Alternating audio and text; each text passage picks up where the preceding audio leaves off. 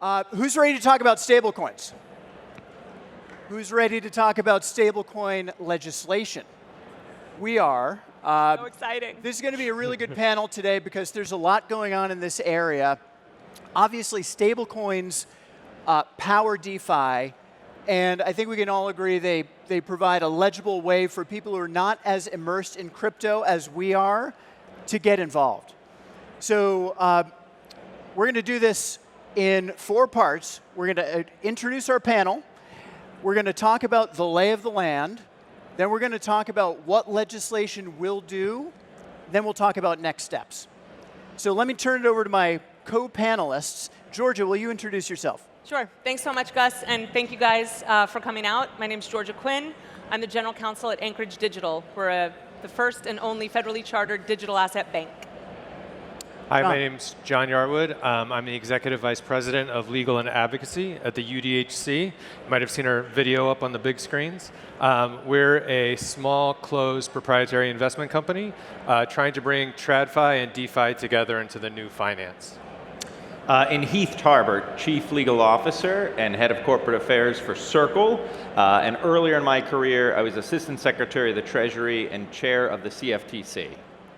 Thanks, everybody. And I'm Gus Coldabella. I, too, was the Chief Legal Officer at Circle. I was the GC at Paradigm, and now I'm a partner at True Ventures. And long ago, I was the General Counsel of the Department of Homeland Security. So let's level set. We already have stablecoins. Why do we need to get Congress involved in passing legislation on stablecoins? Georgia.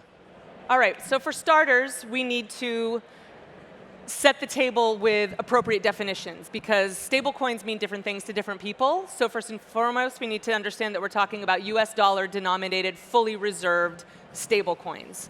And so when we're talking about this legislation and we're talking about this asset class, that's what we mean. And we need words on paper to confirm that.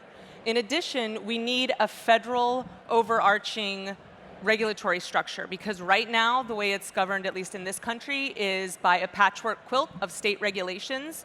I can speak from experience as a company that formerly was also subject to that patchwork quilt. It is almost impossible to comply with. Oftentimes, you have multiple states with conflicting regs. You have to provide different services to different clients because of their jurisdiction. And it's really inefficient. And so to have a federal regime that sets the tenor and the regulatory requirements is essential. And then also we need to prevent a race to the bottom, right? We want to be the beacon on the hill. We want to be the place where people go for quality, safety, soundness in their economic and monetary products. And the federal level is the place to do that. Awesome, Georgia. So we know why we need the legislation. And there is legislation that's passed out of committee in Washington, D.C. John, why is this low-hanging fruit for Congress to pass and for the crypto community to embrace? Well, I think it's low-hanging fruit, like Georgia said, because we want to be the beacon on the hill. So what's in the legislation right now, which is 42 pages, it's not a short read, but it's not as long as a lot of what Congress likes to publish, is pretty foundational and important, right? So it sets the definition of what a payment stablecoin is. Like Georgia alluded to, it's a dollar-denominated, I think envisioned, but the language is a little bit more fluid. It's a money or currency-denominated digital asset that is redeemable by the issuer and that is pegged to a specific currency. And then from there, it goes on to say who can issue it, who can't issue it, who will regulate them, which regulators are involved. This legislation looks at the Fed, the OCC, the FDIC, and the National Credit Union Administration. And from there, it has reserve requirements, capital requirements, what issuers can do with their reserves and can't do with their reserves. And also, important for consumers, it establishes requirements for custodians of stablecoins, not just the issuers themselves. And then lastly, for those of you who are more immersed in the stablecoin world, it puts a 2-year moratorium on what are called endogenous-backed stablecoins. I'll call that the UST clause. And what that means is if you have a stablecoin that is backed by an affiliated cryptocurrency, you can't issue it, you can't use it for 2 years while the government studies it, and then Congress contemplates it, and they figure out what to do with it. Because as they saw in May of 22, the government wasn't prepared for that and didn't know what to do about it. And I think those are the major points about the legislation right now. Thanks, John. Heath, let's look around the corner. Let's hope that this thing passes. And by the way, I'm going to ask each of the three of you what you think is going to happen in Congress. But let's imagine a world where this bill passes. What does this unlock for DeFi, for crypto, and for finance in general? Gus, the short answer is I think this would be a game changer. Right? So you take everything that my colleagues have just said on the panel, you put it all together, and I think it does two things. First of all, it gives consumers confidence. For the first time, we have the United States of America at the federal level essentially blessing digital dollars native to the internet and creating a regime where they can be safely and soundly regulated, right? So now you've got a lot of people that say, wow, this is the real deal, this is not a fad. Secondly, it removes uncertainty. Right now, I can tell you this because I've come from the traditional financial sector. There are tons of larger financial institutions that are out there that would love to get into this industry, but are hesitant to do so because of the regulations, because of the uncertainty, legal and otherwise, and I think that's going to change that. And so what is that going to have? Well, it's going to have a dramatic effect, I think, in merging TradFi with DeFi, as well as having stablecoins proliferate throughout the financial system, and it's going to finally put the United States, I think, on an equal footing with countries around the world that, quite frankly, have moved far faster on these issues. So if we think about that world where this legislation is in place, John, how do you think that having this will weed out bad actors? Right, so instead of being, say, the Venmo of ISIS or the Apple Pay of Al-Shabaab, as some people said in Philadelphia a few weeks ago, how will it be secure and safe for consumers to use and for banks and institutions to be comfortable holding and transacting in? I think, first of all, one of the big things is the reporting requirements, right? It's always been one of the major critiques of stablecoins, except for some, that we don't know what's there. Nobody reports on it. Nobody knows what's behind it, right? So this requires people to publish audited and certified records about their reserves, about how much is in circulation, where it's been issued, those kinds of things. And there's criminal penalties for those certifications being inaccurate or false. That's huge, and it's a tool that financial regulators like to use quite a bit. So I think that gives comfort. Not only that, you'll know that they meet the requirements of this legislation. You'll know what the reserves are based at a 1-to-1 ratio at least. You'll know they're held in safe instruments that are overseen by custodians who are acting under the new regulations that'll be set by these regulators for holding those reserves and managing those reserves. And I think that's what will give comfort to the, the consumers out there, the banks out there, and also by inference, it will identify the bad actors that we've been worried about for so long, because if you don't bring yourself under US regulation, by inference, you can't meet those requirements you're unwilling to, and therefore maybe we shouldn't be transacting or using your stablecoin. And can I just add one other thing? Also, the on and off ramps will be subject to the Bank Secrecy Act, so all of your AML KYC concerns can be alleviated. Good point. So when we think back a few months to the failure of Silicon Valley Bank, that was scary for a whole bunch of companies. It was scary for stablecoin issuers, especially those that had some or all of their reserves in SVB. And one of the lines that I remember from that time was, I think it was Jeremy who said, the banking system is a systemic risk to crypto.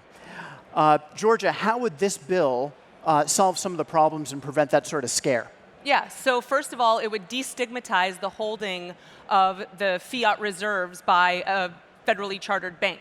Right now, the problem is that well-established banking institutions will not hold the fiat reserves. They will not engage with crypto clients. A lot of people have referred to this as choke point 2.0. This is real. It is happening.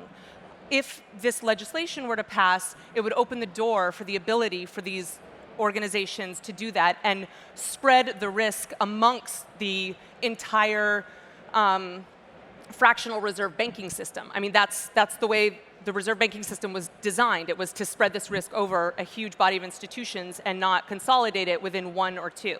So also, I just want to make sure we're all very clear about what happened with Silicon Valley Bank and Silvergate et al. That had nothing to do with crypto and everything to do with interest rates.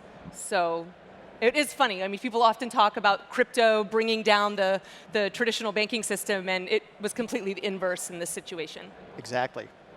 Heath, one of the knocks on crypto that I think is unfair is that it has the potential to reduce the dollar's power in international markets.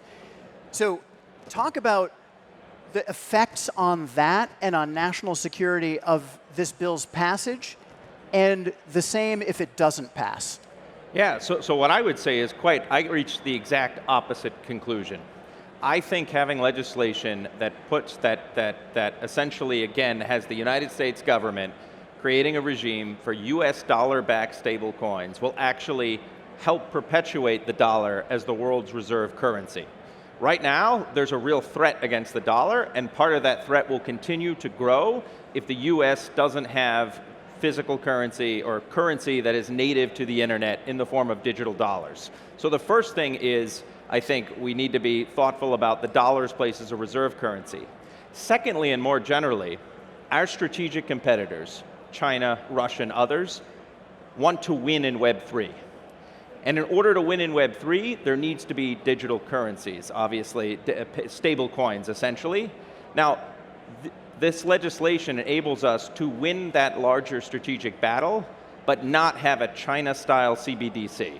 And so I really see it as achieving both of those objectives. I also think the legislation does two more tactical things. Number one, right now we're in the odd situation where other countries are actually regulating digital dollars, not the United States. And secondly, as a result of that, we have digital dollars that are effectively counterfeit dollars that aren't subject to the same standards of companies here in the US that are subject to US regulation. So this legislation would achieve both the strategic objectives, but also take care of those tactical issues as well. Heath, if you don't mind, I'm going to stick with you for one more minute. Circle has for years been using USDC to further the interests of financial inclusivity and humanitarian aid. Does this help? Absolutely. I think this will only allow that to continue. One of the things that Circle we're really proud of is there's hundreds of millions of people out there that are either vulnerable, don't have access to traditional banking systems, or live in economies where they can't rely on their own currency because of hyperinflation. They want dollars. It's very hard to get a hold of physical dollars for all the reasons that everyone knows here, but digital dollars can change all of that. I think having people around the world know that there are issuers based here in the United States or otherwise regulated under US law that are issuing these dollars will only enable that to continue. Yeah, and I'd just like to add, I think, look, there's a reason people in hyperinflationary countries or for other reasons flee to the dollar to preserve their value and wealth in their lives. And why are we going to sit back and let them, instead of going to that beacon of financial security that has existed around the world for decades, almost 100 years now, why would we sit back and not create that beacon in a digital form and protect it with the statutory, stamp of the United States government? And I would say we were doing it not in a way, we're not trying to out-China China, but we're doing it the way the United States has always won, by harnessing the free market and the private sector to innovate. Yeah, absolutely. And every time we put a stable currency in the hands of someone in a very unstable economy or diplomatic position, it gives power to that individual and it takes power from that regime. So I previewed this question for you a few minutes ago. This passed out of committee with bipartisan support. A little bit? A little bit. What do we think its chances are in the full House and in Congress? Go for it. 2%. Nice. Wow, a number. I wasn't going to go quite that far. I think, look, Chairman McHenry is very motivated. That is for sure. Everybody has seen that and understands that. I think there's rumors out there that there's a group of bipartisan and actually bipartisan people Yes. behind closed doors trying to move this forward in both the House and the Senate. Now, unfortunately, this isn't a bill in a vacuum. We have a lot going on in Washington right now, and I think that's going to probably put some roadblocks up. And without something I can't foresee happening yet, I think I agree with Georgia, and it's certainly in the minority of whether it'll pass or not right now. The government shutdown is going to be a huge monkey wrench. Totally. So. Yeah. Gus, there's good news and there's bad news for someone who spent 20 years in Washington. The good news is I'm absolutely confident that we will have comprehensive stablecoin legislation passed by the end of the year. The bad news is I can't tell you which year. Yeah. So all of that is to say is that basically this is going to happen. There's no question in my mind that this is going to happen. The international regulatory community has basically said every country in the G20 needs to do this. The official position of the Biden administration is we need to do this. The official position of the Treasury Department, even the Fed, and others is this has to get done. Whether it gets done this year, I'm not sure, quite frankly. I think we're facing headwinds. It's still possible. I don't want to lose hope, but I certainly think that this is going to happen in the next 3 years. Yeah, and I don't want to minimize the importance of this legislation right now, because as a lot of you guys may know, the way laws are made, you often just look back to the prior iteration. And so we need to get the words right today, because legislatures of the future are simply going to take that language and crib off of it and move forward. And this legislation was kicking around for 3 years before it made it to the committee floor. So a lot of people have worked on this, a lot of people have invested in it, and a lot of people want to see it passed. Just, I think, unfortunately, there's some immediate term, barriers to that happening. John, let's stick with you for one more minute. You mentioned non-fiat backed stablecoins and how the current draft of the bill deals with them. You have a background in the Maker Foundation. I do.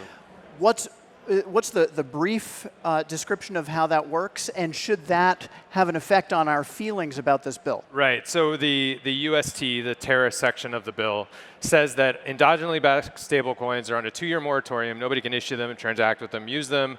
The Treasury has to study them for a year and issue a report. Congress has to review the report and then maybe take action.